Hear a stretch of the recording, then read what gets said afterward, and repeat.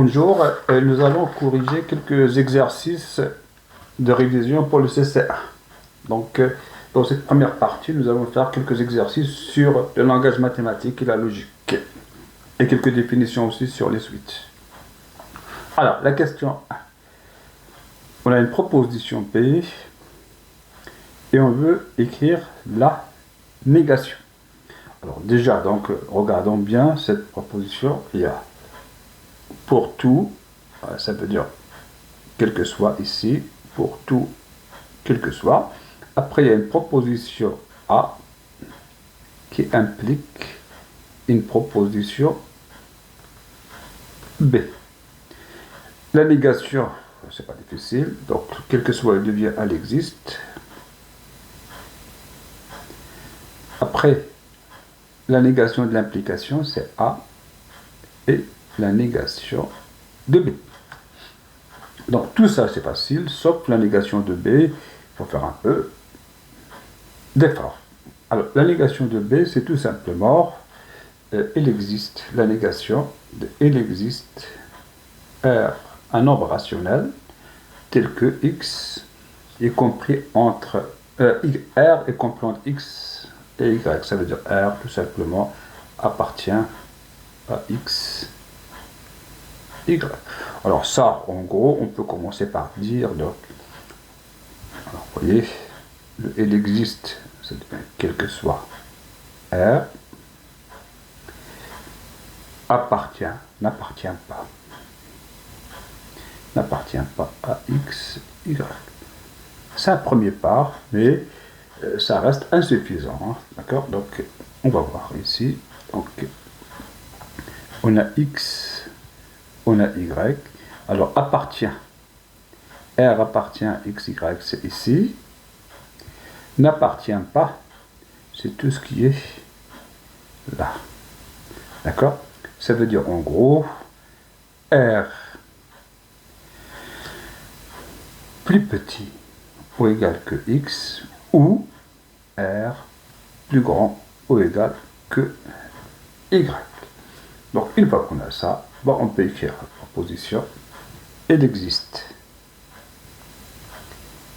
X appartient à R, il existe Y appartient à R, alors X est inférieur à R, et quel que soit R appartient à Q, alors soit R est plus petit ou égal à X, ou, c'est un ou inclusif, hein, R supérieur égal à 1. Voilà. Maintenant, la deuxième question, toujours avec les symboles mathématiques, toujours la négation encore de f est croissante. Alors, une fonction peut être croissante, peut être décroissante, ou peut être ni croissante, ni décroissante sur un intervalle donné. Par exemple, si je prends le sinus sur moins pi, le sinus sur moins pi, ça croît, ça décroît, donc il n'est ni croissant, ni décroissant. Alors, donc la négation de f est croissante, donc f n'est pas croissante, tout simplement. Alors, comment on va l'écrire à l'aide du langage mathématique? Alors, commençons d'abord par écrire P. C'est quoi P? F croissante sur I, ça veut dire quel que soit X, soit I, quel que soit Y, à I, si X est plus petit que Y, alors F de X est plus petit que F de Y. Alors, on peut dire strictement, si on avait dit par exemple strictement croissante, on peut comprendre comme ça, strictement croissante, ça veut dire les inégalités sont strictes. Ben, du moment où on a écrit P avec le langage mathématique, maintenant on peut écrire la négation facilement. Donc ça veut dire que la négation de P, il existe X appartient à I, il existe Y appartient à I, X est inférieur à Y, et F de X n'est pas inférieur ou égal à F de Y, ça veut dire il est supérieur ou égal à ça, tout simplement. Voilà. Donc, pour écrire la négation d'une proposition, on commence d'abord par écrire la proposition elle-même. Maintenant, on veut la négation, la réciproque et la contraposée. Alors, en haut, je vais écrire ici, d'accord, en haut, si on a A implique B. Alors, on peut lui associer plusieurs propositions. Alors, la réciproque. La réciproque, c'est B implique A. Alors, la réciproque n'a rien à voir avec la proposition initiale. Ça peut être vrai, ça peut être faux, hein, d'accord? Après, la négation. C'est A et non B. Après, il y a la contraposée. La contraposée, c'est tout simplement quelque chose qui est équivalent à la proposition initiale. Ça veut dire que en B. Alors, la proposition B, ça veut dire si A est vrai, alors B est vrai. La contraposée, si B est fausse, alors A est fausse. Voilà. Donc, à partir de là, maintenant, on a cette définition, on peut écrire. Donc, la négation, appelons ça P, donc, la proposition P, la négation de P, c'est facile, il existe X appartient à I, il existe Y appartient à I, f de X égale f de Y, c'est-à-dire A, et X n'est pas égal à Y, ça veut dire X différent de Y. Réciproque.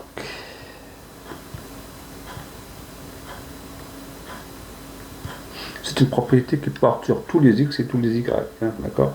Appartient à I, quel que soit X appartient à I, quel que soit Y appartient à I, X égale Y implique f de X égale f de Y. Bon, contraposé. Ça porte sur tous les X et tous les Y. Hein. Alors, on a X différent de Y, c'est-à-dire non B implique non A. Et P et la contraposée de P sont logiquement équivalentes. Si l'une est vraie, l'autre est vraie. Voilà. Donc, cette propriété-là, bon, je crois qu'on l'a rencontrée dans le premier cours qui était en ligne. Hein. Cette propriété, ça veut dire tout simplement l'application, tout simplement, est injectif.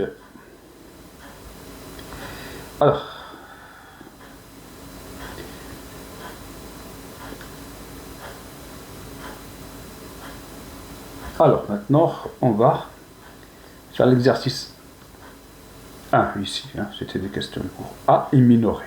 A est minoré, ça veut dire tous les éléments de A sont supérieurs à un certain élément donné. D'accord? Ça veut dire que, voilà, minoré, ça veut dire que vous avez des éléments de A ici, et vous avez un élément, un nombre réel M, qui est plus petit que tous ces éléments de A. Ça veut dire, on écrit comme ça, il existe M appartenant à R, quel que soit X appartenant à A. Il y a un ordre, hein. Il faut bien faire attention. Hein. Il y a un ordre, il existe, après, quel que soit X appartient à A, eh bien, le X, il est ici, supérieur à M. Voilà. A n'est pas majoré. Alors, pour écrire A n'est pas majoré, commençons par écrire A majoré. A majoré, ça veut dire on a les éléments de A et il y a un grand M ici qui est plus grand que tous les éléments de A. Ça veut dire il existe grand M de R, quel que soit X appartenant à A, X plus petit ou égal que A. Maintenant, A n'est pas majoré, c'est facile. C'est la négation de A est majoré. C'est la négation, c'est plus facile que quel que soit M appartenant à R, il existe x appartenant à x est supérieur à m. Ça veut dire que cette propriété ici, là, est fausse. Ça veut dire qu'on peut toujours trouver un x qui est là, n'importe quel m, on peut trouver un x qui est plus grand que ça. Voilà. Vrai ou faux? X carré égale y carré. Ça ne veut pas dire toujours que x égale y, hein, parce que la fonction f de x égale x au carré est une fonction paire. Ça veut dire f de moins x égale f de x. Alors ici, il faut aller à l'essentiel, il faut donner un exemple explicite. X égale 1, y égale moins 1. Alors on a x carré égale y carré, parce que moins 1 au carré égale 1 au carré, et x est bien différent de y. Donc ça c'est faux, tout simplement. Cet énoncé est faux. Alors, il existe un entier, n supérieur à x. Ça veut dire qu'on prend un x, ça appartient à R, on existe un entier qui est supérieur à x. Ça, c'est la propriété d'Archimède.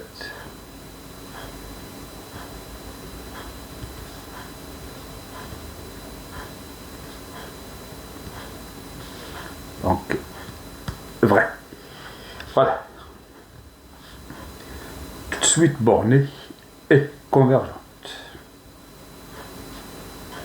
On sait que toute suite convergente est bornée, la réciproque est fausse. On peut prendre n'importe quel exemple. Le plus simple, c'est un égale moins 1 à la puissance n.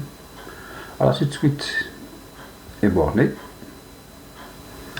C'est évident, c'est soit égal 1, soit égal moins 1. C'est là. Et divergente. Divergente, ben c'est un résultat du cours. Hein, d'accord, il n'y a rien de contre. Bien sûr, on peut prendre aussi le sinus. Donc, pourquoi pas? Sinus n, ben, le sinus et le cosinus, ce sont des fonctions périodiques. D'accord, le sinus n est une fonction bornée, parce que c'est toujours plus petit que 1, supérieur à moins 1. D'accord, borné, donc c'est évident.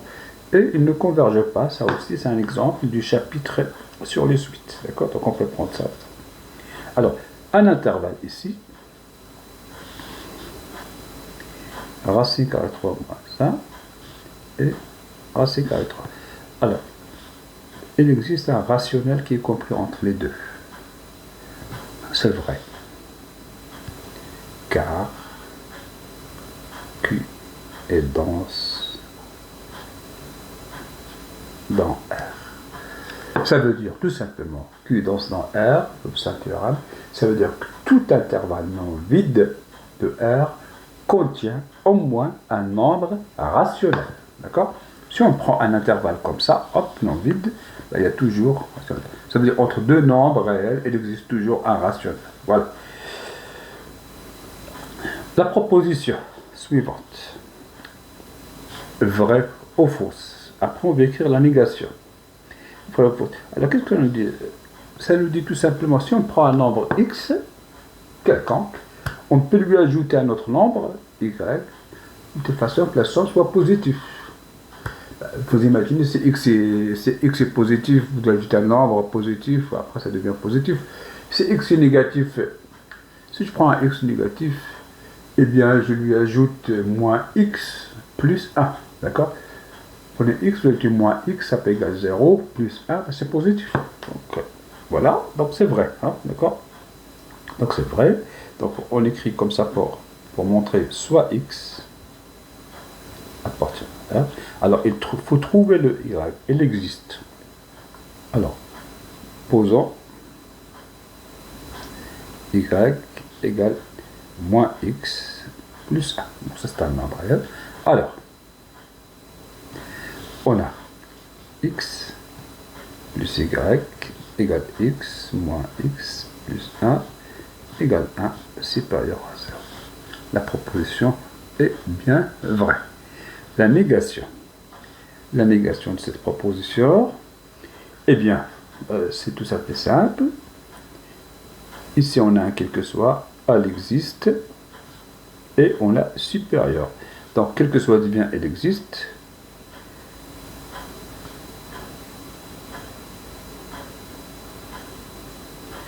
il existe devient quel que soit y appartient à R. Le x plus y positif, eh bien, devient négatif. Voilà, c'est tout simple. On considère la proposition suivante, quel que soit x appartient à R, on a une proposition A, vous voyez, elle est bien matérialisée par ça, hein, vous voyez. Ça c'est une proposition A qui implique une proposition B. Alors, dans l'énoncé initial, il manquait ça, hein, c'était pas écrit explicitement, hein, c'était pas déclaré. Écrire la négation et la contraposer. Alors, la négation, ben, c'est facile, hein, donc il existe x appartient à R. Eh bien, A implique B, c'est A et non B. Alors, quel que soit epsilon positif, x est inférieur à epsilon. Voilà, la première propriété. Et la deuxième, c'est la négation de B. Alors maintenant, la contraposée. La contraposée, c'est B, la négation de B. Non B implique non A.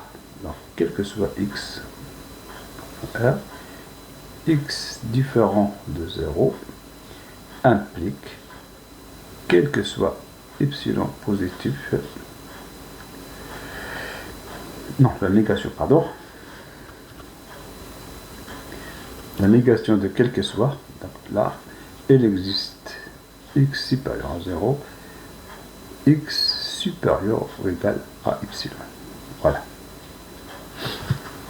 Alors, au lieu que ce soit inférieur, cette fois, c'est supérieur. Alors, démontrer P. Alors, pour démontrer P, on sait que une proposition P et sa contraposée sont équivalentes. Donc, on va montrer ça, d'accord? Contraposé, d'accord? Alors, soit x appartient à R. On suppose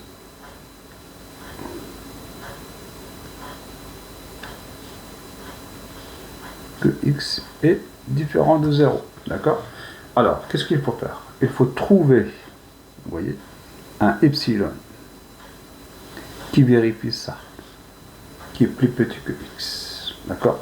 Il faut trouver le epsilon. Alors, regardons x différent de 0 et regardons la valeur absolue de x. Là, on a 0, on a valeur absolue de x. C'est un nombre strictement positif, hein, d'accord? Parce que x est différent de 0. Alors, on veut trouver un epsilon qui est plus petit, qui est ici. Bah, il y en a une infinité, hein, d'accord?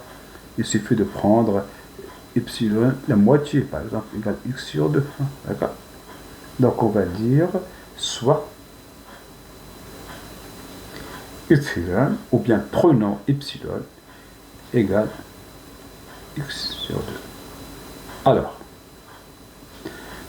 le epsilon est strictement positif, d'accord? Et le epsilon, eh bien, il est plus petit que x, c'est la moitié. Donc, on a démontré que cette proposition est vraie.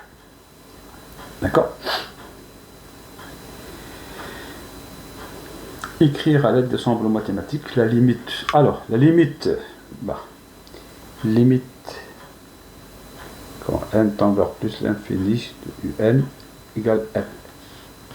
Ça veut dire, quel que soit epsilon positif, il existe un entier n à partir duquel un moins l est inférieur à epsilon. Ça veut dire, quel que soit l'entier n supérieur ou égal à n, on a un moins l est inférieur strictement à epsilon. Alors en fait, cette écriture, c'est tout simplement une écriture abrégée, hein, une écriture abrégée, hein, donc on préfère l'écrire comme ça, hein. Ça veut dire ici, c'est quel que soit n appartient à n, il faut comprendre que c'est un entier. Alors si n est plus grand que n, alors un moins l, d'accord, n supérieur à n implique un moins l est inférieur à epsilon. Ça veut dire ça. Si n est supérieur à grand N, alors un moins n est inférieur à epsilon. Donc on l'écrit de manière abrégée comme ça. Hein? D'accord? On comprend que c'est un entier. Alors, donc ici on prend L égale moins 1. On a quel que soit epsilon positif, il existe n appartient à n, quel que soit l'entier supérieur à n, un moins 1, ça veut dire plus 1, est inférieur à epsilon. Alors, la limite est infinie. C'est la même chose. Donc, quel que soit n,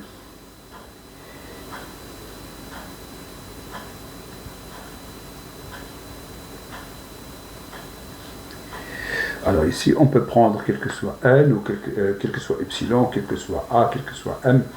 En gros, on prend un nombre réel quelconque, aussi grand que l'on veut, et bien à partir d'un certain rang, tous les un sont plus grands que a, tout simplement. Hein. Ça veut dire ça. Hein. Ça veut dire vous fixez un nombre a ou m, ce que vous voulez, à partir d'un certain rang, tous les un sont là. Vous pouvez bouger le a, le mettre ici, pas grave, tous les autres seront là à partir d'un certain rang, d'accord? Ça veut dire que ça devient de plus en plus grand. Hein. Donc ça, c'est quel que soit a, strictement positif, il existe n, quel que soit n, quel que soit l'entier n, on peut l'écrire en français, pour tout entier n supérieur ou égal à 1, d'accord, on l'écrit comme ça, hein, c'est la traduction, on a un supérieur à 1. Donc en français, on peut dire pour tout epsilon, d'accord, alors, il existe n, tel que pour tout n, pour tout entier n supérieur ou égal à grand n, un supérieur strictement à 1. Une suite décroissante et convergente si et seulement si elle est minorée. D'accord? Montrer qu'il existe un entier tel que on est ça. Hein, d'accord? Alors, cette suite, regarde. Cette suite, d'abord, c'est on a sinus de n qui n'a pas de limite, elle est bornée. Et on a racine carrée de n, ben ça, 1 sur racine carrée de n, ça tend vers 0. Donc on a ça, d'accord? On a 9, par exemple, sinus de n, sur racine carrée de n, on a ça, c'est inférieur à 9 sur racine carrée de n. Et limite, quand n tend vers plus l'infini, de 9 sur racine carrée de n égale 0. Bah, ça veut dire tout simplement que la limite, quand n tend vers plus l'infini de cette suite un, je l'appelle un, hein, d'accord, ça je l'appelle un, comme ça, de cette suite un, c'est égal à 0. La limite de un égale 0. Alors si on regarde avec epsilon, tout ça, donc on a soit epsilon positif, d'accord, il existe un entier n tel que, quel que soit n supérieur à n, un moins n est inférieur à epsilon, d'accord? Un moins 0 est inférieur à epsilon. Bah, ça veut dire tout simplement que 9 sinus de n sur racine carrée de n est inférieur à epsilon, d'accord? Si n est supérieur à grand n. Le epsilon, il est arbitraire, hein, d'accord? Donc, on va prendre un epsilon particulier, c'est un neuvième, tout simplement. Le epsilon qui est ici, on va prendre epsilon égale un neuvième, d'accord? Dans ce cas-là, bah, on aura tout simplement un est inférieur à un neuvième, d'accord? On a un est inférieur à un neuvième, quel que soit n, supérieur à 1, d'accord? Donc, epsilon est arbitraire, donc en particulier, cette propriété-là qui est vraie pour tous les epsilon, elle devient vraie pour l'epsilon égale 1 neuvième. Voilà. Alors maintenant, là, question Q8, on considère cette propriété. Cette propriété, ça veut dire si x est plus petit que y strictement, alors f de x est supérieur à f de y. Regardons.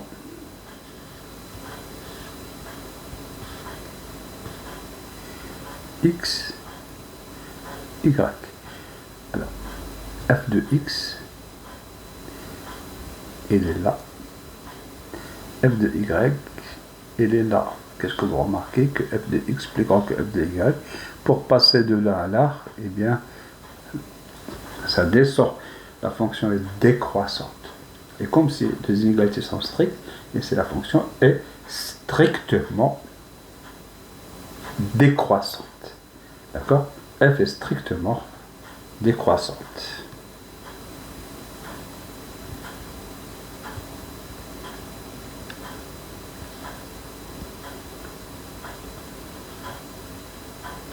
Sur l'intervalle I.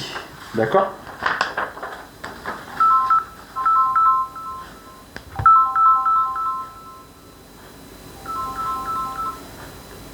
Voilà. Donc, après, on va écrire la négation. La négation.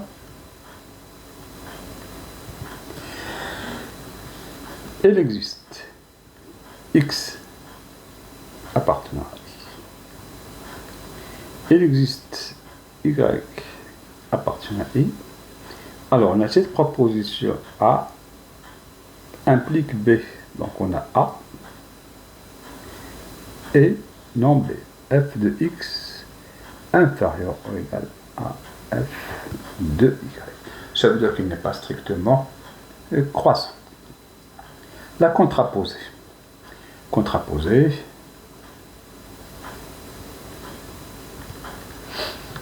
Ça veut dire tout simplement, eh bien,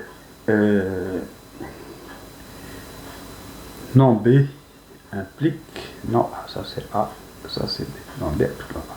Donc on a quel que soit X, quel que soit Y, appartient à I, F de X, d'accord, est plus petit ou égal que F de Y. Implique que X est supérieur ou égal à Y. D'accord? Non B implique non A. Dans tous les cas, la définition, ça veut dire que tout simplement que F est strictement décroissante. Voilà pour les exercices sur le langage mathématique et tout ça. Donc, il faut le faire combiner à d'autres choses. Hein. Combiner à d'autres choses qui sont en cours et en TD pour être à l'aise avec ces choses-là. Après, il y aura les suites.